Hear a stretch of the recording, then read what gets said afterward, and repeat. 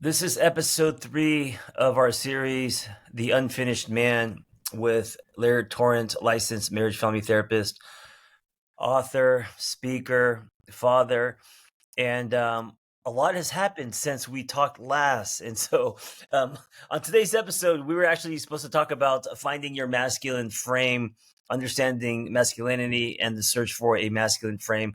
But I don't even know if we're going to get to that because there's so much to talk about because life happened. Lots of life. Lots of life.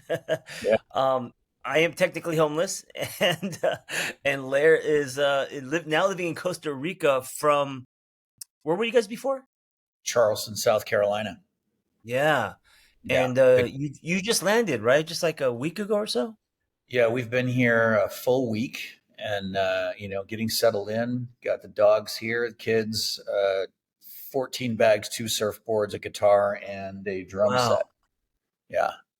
Yeah. Um, so what you're doing now, I think many people are doing. A lot of people, I mean, especially after the fires, are reevaluating Mhm. if LA or wherever city there, if that's something they like.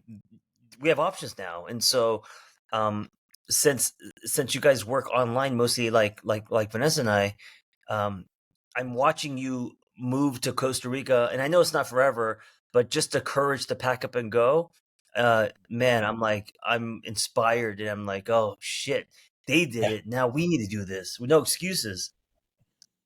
It's doable. It's definitely doable. And when you have someone who is, in proximity to you, as we are to you and Vanessa, it's like, the map is there. We certainly had help, but we kind of had to find our way a little bit differently because we didn't know as many people. But like, when you have someone who's already done it in proximity, it's a little bit easier. And you'd be surprised how many people will go out of their way because they've been there, to Yeah. kind of help facilitate. And saw incredible amounts of generosity from people that I did not know, people going out of Mm, their way to reach out. mm. And, I bought a car sight unseen. I'd never seen the car before I purchased it and I paid cash for it. Oh Um, wow.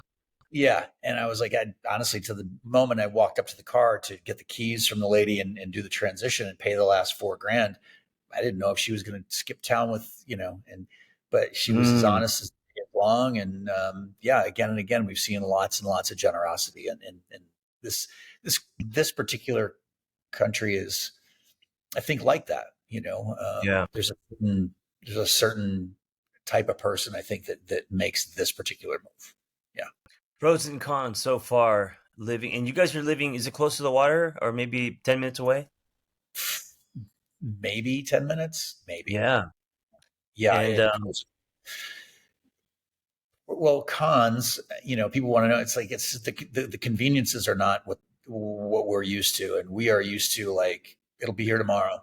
It'll be here. Like right. I go to Target and it would be here this afternoon. Um, So no Whole Foods delivery. That's not happening anymore. no, but like you get people who in the area they're chefs and they cook for people, and you can subscribe to their meal plans, and so Mm. you get like fresh food made like in a real kitchen from a real person. That sounds Um, amazing. it is amazing, and like Yeah. look, that's a privilege. It's a little pricey, um, but like it kind of reminds me of when you and I were growing up. It's like there was no such thing as Walmart. There was no Amazon, and like you Right. had to go Right. find shit. You had to go to that store for that thing, um, and so that's what we're kind of finding, and we're sort of uncluttering our nervous systems, as it were, around that kind of thing. So it's almost like time travel. You guys went back in time before technology. Yeah, other than this and this, Hmm. um, it is like stepping back in time, and it's kind of nice. It's a little bit simpler. I keep looking for my nervous system keeps looking for like, oh, I should I we gotta take a breath. We Yeah. went to the beach this morning and jumped in the water and had a leisurely breakfast with the boys, and then Mhm. showed up at work and everything got done. Um, That sounds amazing. It sounds kind yeah, of what's prescribed right now with what's just happening in the world in general. yeah, yeah. What's the plan to stay there for how long? Or do you not know? Is it undefined? You know, if you ask my kids, it's a year. I don't know why they decided that, but they somehow Yeah. decided we're only going to be here for a year. And I'm like, I've never said that. And if you ask my wife, you know, my wife, she, we walked out onto the beach last night for our first sunset here in Costa Rica. Sunset's a big deal. Yeah. Everybody comes out on the beach, if you're not familiar, No. at the end of the day, and everyone sits and they have a glass of wine or whatever, and we watch the magic happen in the sky, as it were. Mm. And then there's this incredible pale light that sort of falls on everybody's face as you walk away. And she just started to like weep, Mm. because this dream had been realized. Mm. We've been planning this for years. Oh, okay. So this wasn't a spontaneous thing. It was a spontaneous thing, and we've been like trying to find our way. First, it was Tulum, Mexico. Then it was Mhm. Hawaii, and then when Hawaii really didn't look like the spot for us, it was like where we'd been to Costa Rica a bunch of times, and we were like, maybe that's the spot. And so, yeah, it was sort of a spontaneous move, though. We were finally like, I was like, we got to do it. If we're going to do it, we got to do it because, I'm 54 and I Mhm. feel like I'm 26, and I keep convincing myself that I'm, a lot younger than I am. And I started looking at my life and I'm like, if not now, when? Right? Yeah. If not now, when? Yeah. Because I woke up the other day and I was 50 fucking four. Like when Yeah. did that happen? And I know that, I got, Yeah. if you look at some of the numbers I heard, it's like, yeah, average guy who's 50 some years old, you got about 26, 30 years left if you're lucky. And I'm like, so I'm going to wait until I'm in my 70s? Nah, Mm. I'm, I'm going now. Things hit very fast when you start doing math. I was never Um, good at math. there- And it scares me now. yeah. There's this other thing when you do math based on how often you'll see your parents, and if you don't see your parents that often, it's very low, and so it's like, oh my god, am we gonna see my mom? Right. Whatever. If I see her, once a month, it's going to be X amount of times, and it's a very low number, and it kind of puts things into perspective. So we lost our home, and so we are kind of hopping around. We have a short-term rental in back in Pasadena, which is close to where we live, and that's only for 4 months. But after that, we're starting to kind of think like you guys were. Our friends are saying, you guys work basically online, and you don't have a brick and mortar to attend. You don't have to punch a clock. Why are you guys still here? And so we're starting to think, should we go somewhere? Should, like what you guys did, should we just go to, whether it's Costa Rica or Portugal or wherever, should we like leave the country? And a big part of me is like, someone who grew up in LA who's never been anywhere. I'm on the same page as you. I'm like, I'm 51. I mean, it's like either now or never. Maybe it's time to do it. And our kid's young, where I don't think for her, it's easier for, 5-year-old to move a 5-year-old around as opposed to teenagers who have friends and, they're in bands and stuff. Yeah, I have clients. They have two kids who are, I think they're under 7 years old, um, and they just moved to Spain, Yeah. and they're absolutely loving it. And What part of they, Spain? I think Madrid, Mm, yeah. and yeah, and they're loving it. They're absolutely on fire, just experiencing this new culture. Challenging uh, to learn a new language. And it was I was doing a talk for a company last week, and it happened to be on change because there's a lot of change going on in the company, and so I was trying to help them Mm, from a Eastern perspective deal with shift and change, and it was just apropos of the moment for me as well. Like in the thing that you're teaching, you're learning, and I came across this researcher who was saying that shift like this for people our age is absolutely necessary because it mm, actually it keeps us young. That if you want to do well into your hundreds, change is absolutely necessary for you, and change on a large scale. And so she moved to Turkey, you know, and where everything is different. And so, you come to a place like this, and I was standing in the supermercado the other day, and if not for my wife and her, she always says she's not fluent in Spanish. She's pretty fluent in Spanish. I'm not sure I would get a fucking meal, you know? And I'm you're like, right. fuck, there's a learning curve here for my ass. I got to fucking learn this shit. And so, I'm like diving into a new language, and it's a totally different culture than New York City, where I kind of cut my teeth, and certainly Charleston, South Carolina. Hmm. Yeah. This reminds me what you're saying. It reminds me of for men having a rite of passage, and not just one but many. And so when I think about having a rite of passage, I feel like, oh, I've already paid my dues. I already went through the hero's journey post divorce. But what you're saying is no. That was round one. Now there's round two. As we get older, it's good for men to have another rite of passage, another hero's journey, and it should be extreme, like moving to a new country. It does. It keeps the neuroplasticity up, Mm, right? You're mm, constantly reforming that neural net, so it keeps us, again, it keeps us young mentally, emotionally, spiritually. And I think one of the problems we have, and I think particularly with men, is we don't like to be bad at things.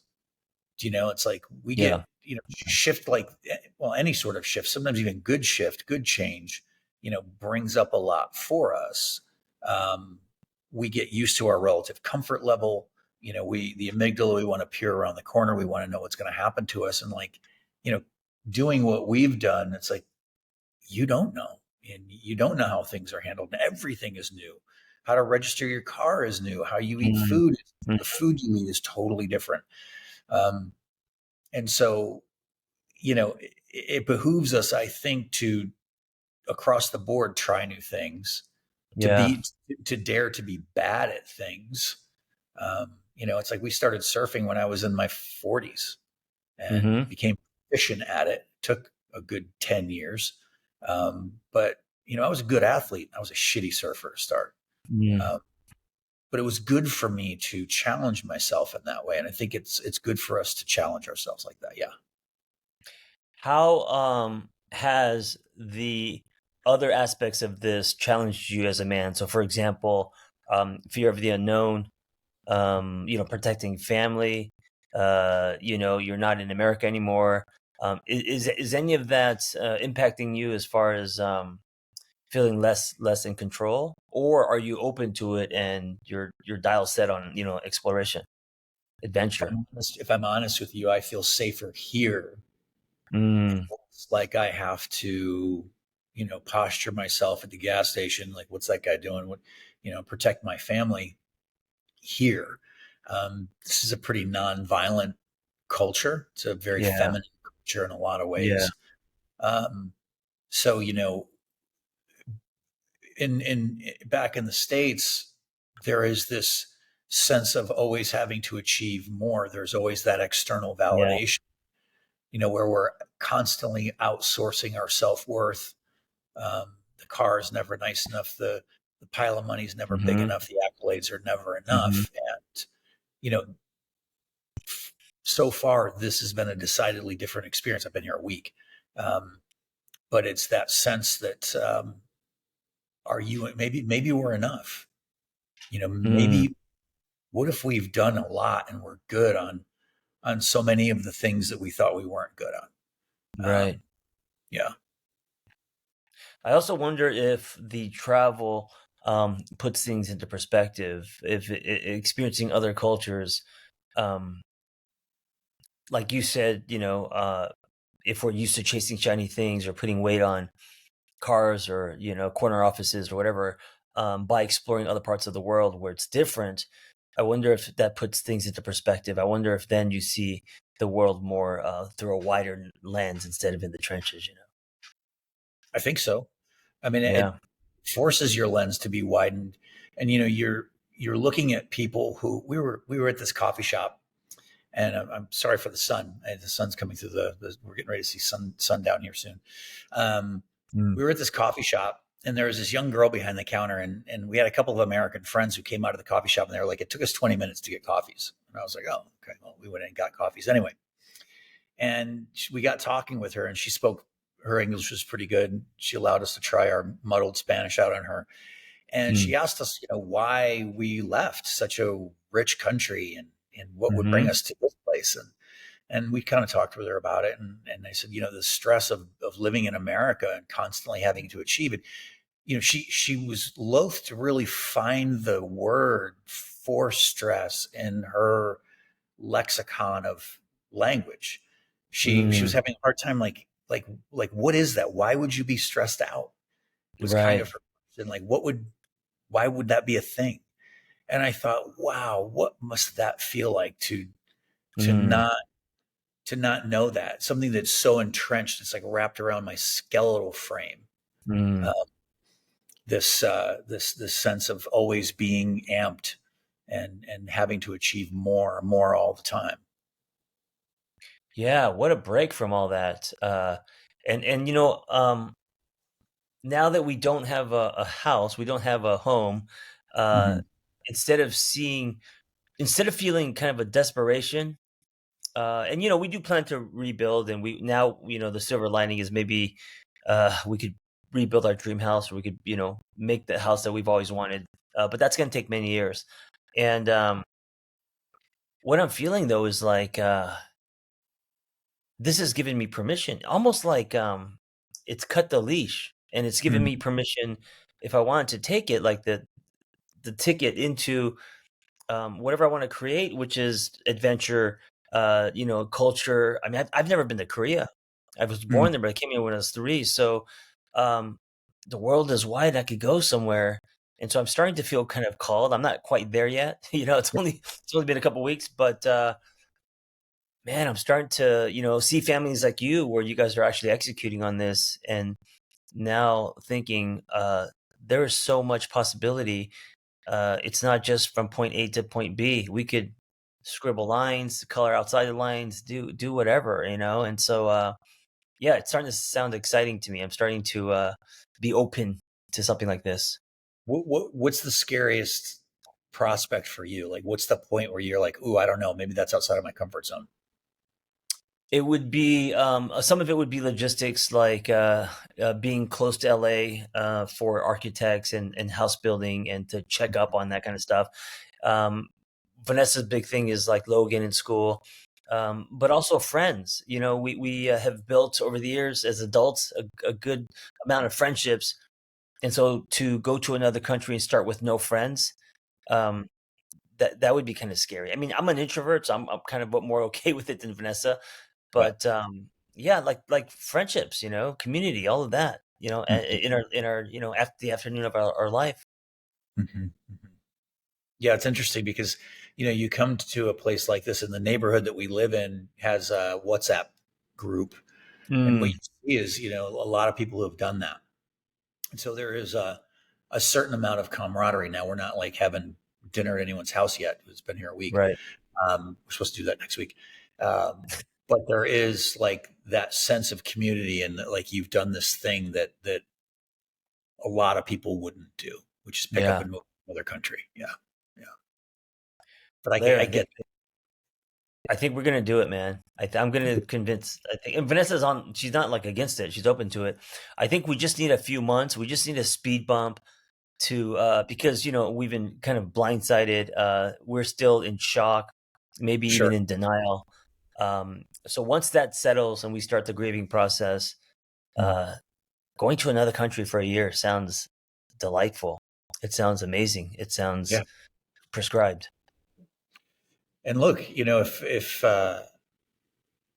wherever if you came to Costa Rica, you'd obviously. I know Vanessa's been here. I don't know if you've been here before. Um, I've been to the jungle of Costa Rica, which I did not like. But then Mhm. Vanessa, obviously with your wife, ran a retreat on the beach and fell Right. in love with it. And It's great. and that's a whole different experience. So I've never experienced that. Yeah. Yeah. And so if you came here, as an example, you would have people that would sort of catch you as you came in. Um, I don't know if you know people in Portugal or Spain or whatever, but that's for me. That Portugal was one of those spots, or Italy was another spot we considered. Um, but the time change was just too much, and so Mm, it's that makes business a little bit more difficult for us. yeah, yeah, yeah. Yeah. That's a great point. And Costa Rica is probably number one or two on our list, just because I got to say, I mean, because you guys are there, because we Yeah. we we have already have some built-in friends. But So honestly, the neighborhood we live in, you walk outside and you're like, I think this is actually California. It looks like mm, California. It's oh wild. wow. Yeah, yeah, yeah. Other than the monkeys, Yeah, amount of yeah. monkeys. Let's get into a little bit of the thank you for that, because I feel like I mean, I'm just selfishly for me, I need to hear this stuff, but also I know that a lot of other people are kind of in this on this frequency, you Mhm. know, um, feeling like they should get out of their city, maybe not. Feeling kind of scared, trapped, whether it's the political landscape or the fires or for, whatever reason, just feeling like maybe it's time to go. And if it's not forever, just at least for a little bit. So I think many are feeling this way.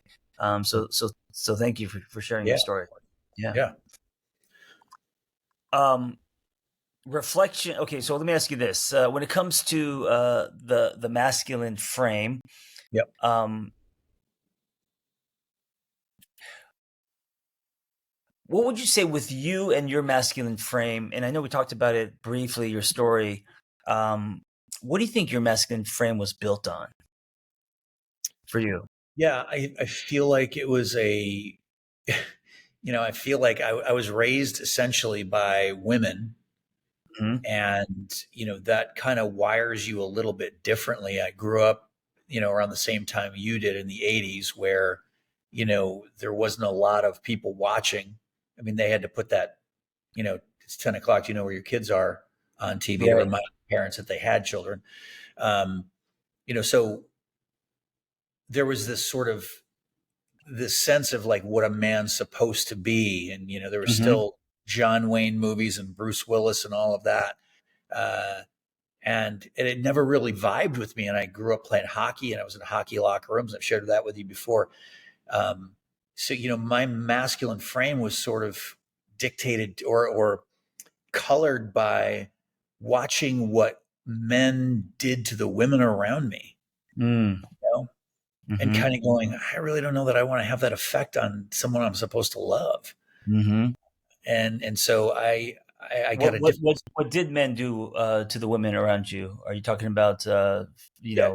posturing, physical abuse, verbal abuse? What do you mean by that? Controlling? um yeah, well, just or not showing up and being available emotionally, not Mm. having an ability to really connect and communicate. Yeah. uh that leaving the women that I was in connection with, like, just kind of disappointed at Hmm. their partnership, more than anything. And there was, there was I learned later that there was, you know, perpetrator energy that I was Mm. only energetically aware of, that became validated for me later. It's like, oh shit, that stuff happened too.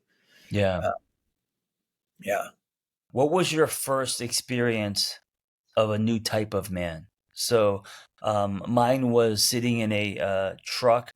This is when I was married the first time, and her dad was driving. I was in the middle, and she was right here on the side of me, and she was telling her dad about how she was bullied in high school, and he was shocked because he thought she had a really good high school experience, but I guess he wasn't paying attention or wasn't there.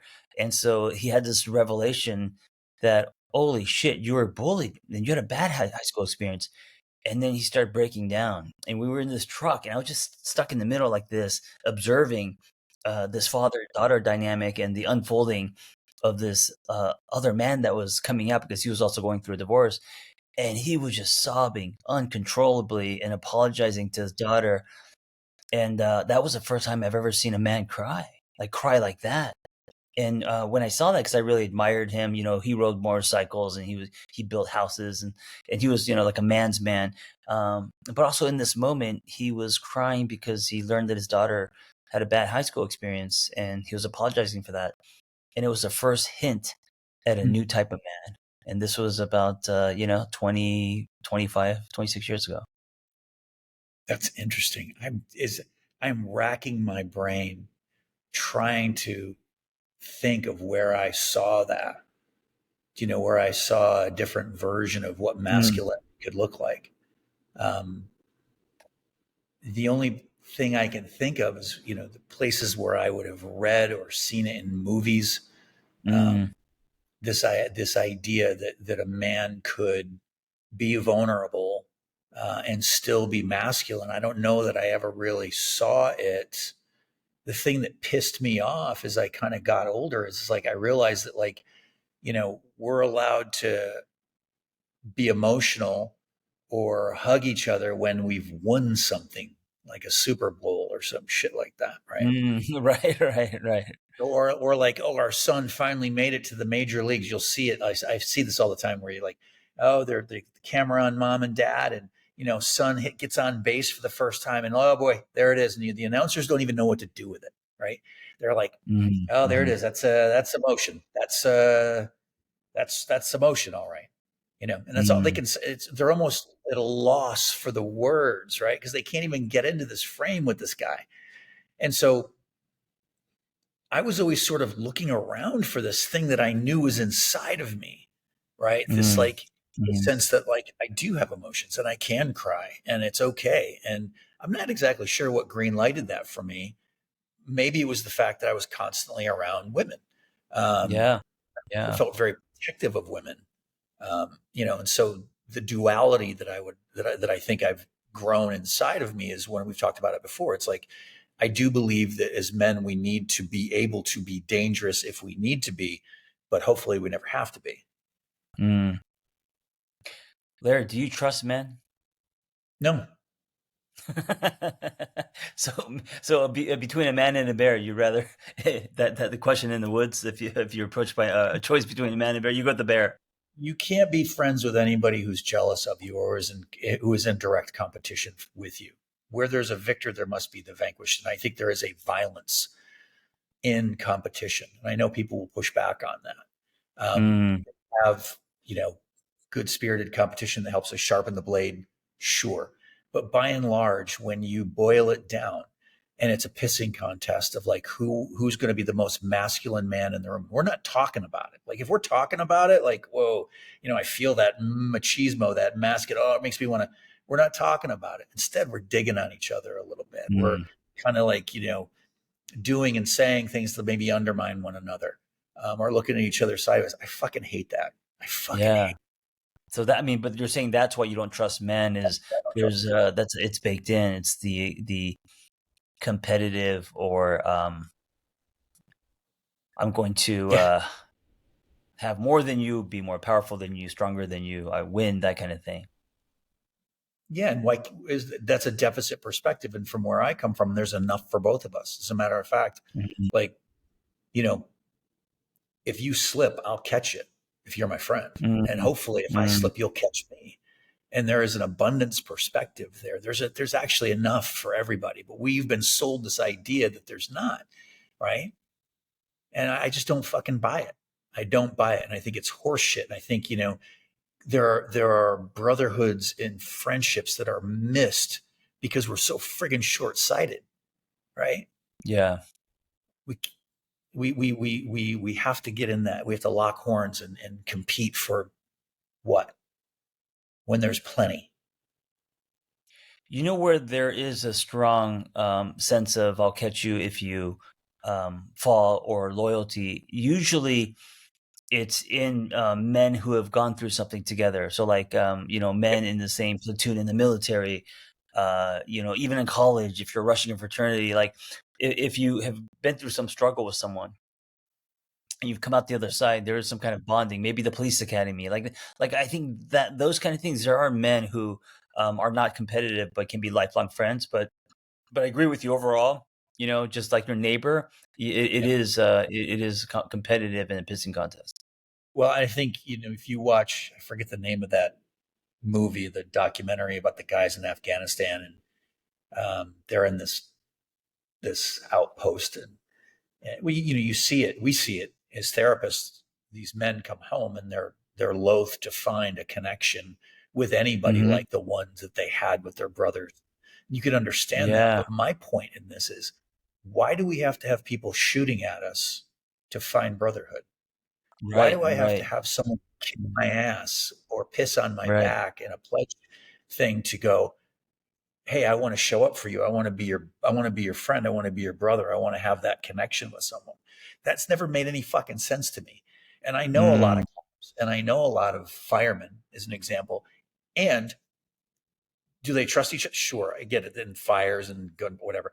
But they also shit on each other. And the culture of those firehouses can be not great. And it does mm, feel like that fraternity house where perhaps are you going to take care of me if my life is on the line? Sure. But there's other shit going on in there that's not awesome from a cultural perspective. Lots of mhm. bullying, lots of bullying. There's Yeah, always a yeah, scapegoat. Yeah. Yeah. And any group that's yeah. unconscious of it, there will be a scapegoat. Do you have men in your life? Because I'm also, as you're talking about this, I'm thinking about the friends in my life. Do you have men in your life that would catch you if you fell? Hmm. John, I do a lot of catching. Yeah, Um, I know. I know you do a lot of catching, but who's catching you? I mean, besides wife, family. I'm talking about other yeah, men, other no, male friends. it's been hard for me. Yeah. That one's been a real search. Like I always say this, like I don't get invited out a lot. I get invited in. Um, Mm. Oh, so like, that's interesting. What do you mean by that? You mean people want you to process with them. They come yeah, to yeah, you for yeah. I advice, don't get, I don't get emotionally invited. dump on you. But if they're going out to do something fun, you're not. Your phone doesn't ring. I'm not the guy. Mm, I'm probably yeah, not going to get that call. And it used to hurt my feelings a lot. sure. And I think I'm probably hard to have like I don't give a shit who's playing football. I don't give a fuck. I'm smart enough to understand it. I'm just not dumb enough to think it's important. But I want to Yeah, know how Moss is doing. I want to know how Logan's doing in school. I want to know that. Like, I want to know, like, yeah, yeah, yeah, what was your relationship with your dad like? I want to know that yeah, about you, right? That's interesting to me. And not that every single conversation has to be like a, 30-foot dive, but like, I'm just not good at small talk. And so yeah. I feel often like I'll get that call, like I got it the other night. I was like, or that text, you up? Yeah. Can you talk? Sure. You know, Oh, yeah. yeah, yeah. And so I'm desperately close to people, but there's not a lot of people that I'm going to call. Mm, Not a lot of men that I'm going to call. yeah. I call my friend Sarah. Yeah. Man, you're touching on something that is so relatable and so important. I love what you said. I get asked in a lot, but not asked out a lot, and it is important for men to. I've been talking about mandates being a mandate for so long, and it was because when I was married, I didn't have any male friends. I thought they were extra. Like you have your wife, and eventually you have a house and a kid, and the picket fence, and anything else is extra. But then I learned quickly after that, going through a divorce, that it's not extra; it's foundational.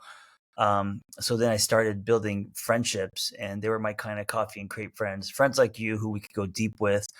Um, but it's important for the phone to ring and you guys to just go, hit a ball or go surfing and Yeah. just kind of be next to each other and just hang out. Mhm. Yeah. Yeah. I find there's a rather, there's a dearth of that in my life, and there has been for some time. Yeah.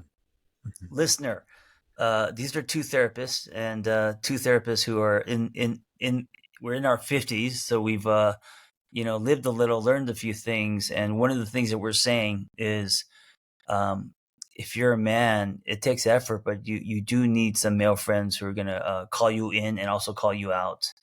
Um, and also calling you out can have a double meaning, right? Challenge you as well. Yeah. Um, and if you're a woman and also in a heterosexual relationship, uh, you got to give space for your man to have that. You gotta you can't um, cock block him from his guy friends or that kind of the emotional milk that men sometimes get from other men that we just can't get from our partners. And that might be for me it's a lot of times two dudes just going on a motorcycle ride and we don't even get off our bikes. We actually just kind of it's so weird because we're on our motorcycles, we're not talking, we're Yep. just riding, Yep. and it's a bonding experience. And then we get to the wherever we're gonna go, and we might Mhm. have a burger or something. Then we put our helmets back on. So like we do very little talking. It's just follow the leader back and forth on motorcycles, but it's a bonding experience. Surfing's the same. It's like Yeah, you're probably not doing a ton of talking out there, and frankly, I don't want to.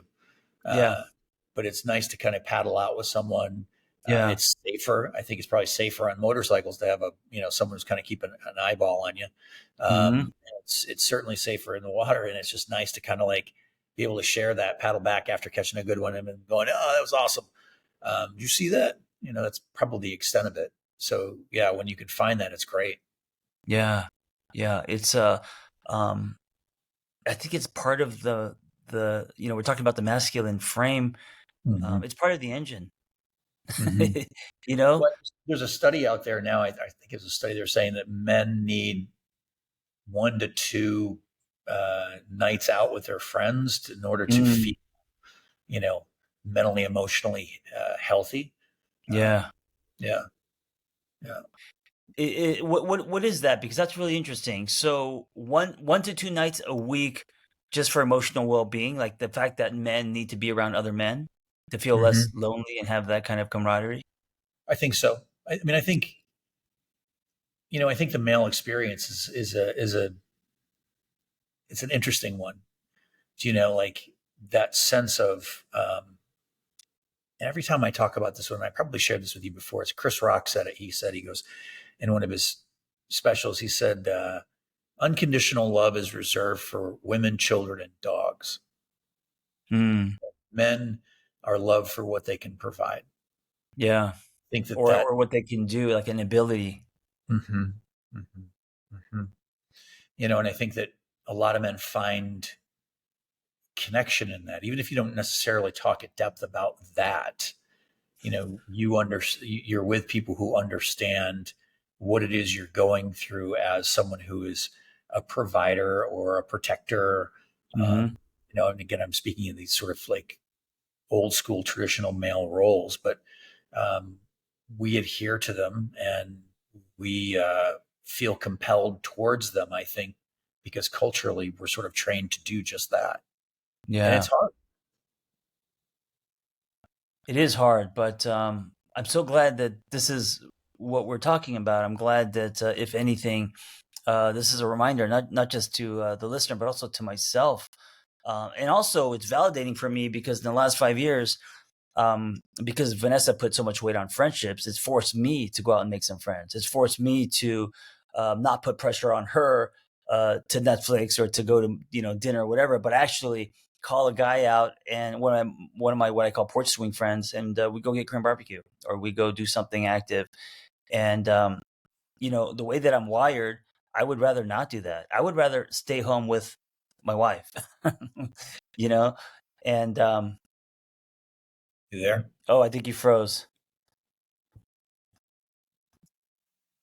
Just about to finish, and we lost connection here.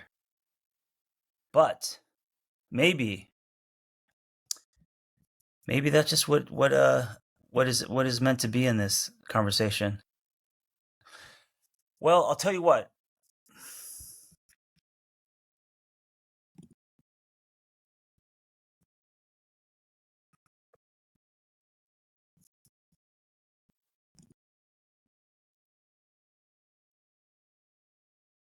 Shit.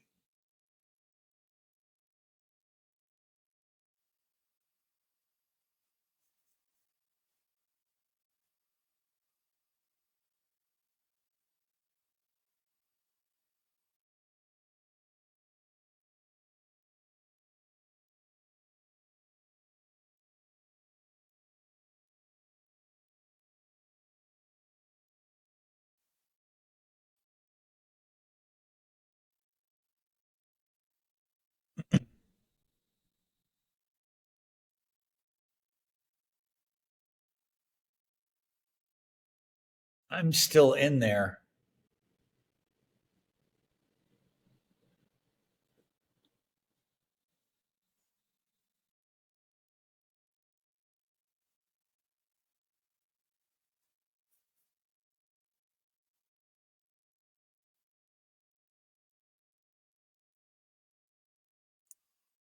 There we Hey. All right. Hey, Lair. My whole thing is they call me the almost guy because I could take the football to the 90th yard line, but I can't score the touchdown. And here we are again, almost done, just about to close, and then here and then the whole thing falls apart. We're doing well. Um,